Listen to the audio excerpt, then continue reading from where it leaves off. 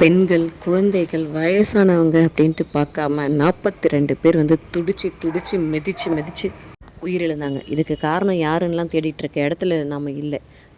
ஆனால் வர வேண்டியவங்க சரியான நேரத்துக்கு வந்திருந்தால் இந்த அசம்பாவிதம் நடந்திருக்காது. மாஸ்க் கட்டுறேன்னு சொல்லிட்டு மக்களுடைய உயிரை பழி வாங்கினது தான் மிச்சம். இந்த இதெல்லாம் மனசில் வச்சு தான் அவங்க வந்துடவே கூடாது அப்படின்னு சொல்லிட்டு கரூரில் உங்களை வந்து தேர்ந்தெடுத்தாங்க மிஸ்டர் எம்ஆர் விஜயபாஸ்கர் அவர்களே. அதாவது அவங்க வேண்டான்னு தூக்கி போட்டு உங்களை செலக்ட் பண்ணாங்க. 47 எம்எல்ஏல ஒருத்தராக உங்களை செலக்ட் பண்ணியிருக்காங்கன்னா அது எப்படிப்பட்ட ஒரு போட்டியில் செலக்ட் பண்ணியிருப்பாங்க.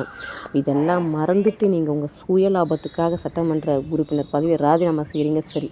ஆனால் இதுக்கு காரணமானவங்க கூடவே நீங்கள் போய் கை கூக்குறீங்களே. ரத்தத்தின் ரத்தங்களே அப்படின்னு சொன்ன புரட்சி தலைவர் கட்சியில் இருந்துட்டு அவங்களால கட்சியால் வந்து எந்த ஒரு தொண்டனும் வந்து பெருசாக பலனடையலைனாலும் இன்றைக்கும் கட்சிக்காக நிற்கிறான். ஆனால் எல்லா பலனையும் அடைஞ்ச நீங்கள் எதுக்கு இந்த ஒரு சுகபோக வாழ்க்கை இருந்தாலும் இன்னொருத்தர் பின்னாடி அசிங்கமான வேலை. உங்களை வந்து புரட்சி தலைவருடைய ஆன்மா மன்னிக்குமா? இல்லை அந்த கரூர் நெரிசலில் உயிரிழந்த 48 பேரும் மன்னிப்பாங்களா உங்களை?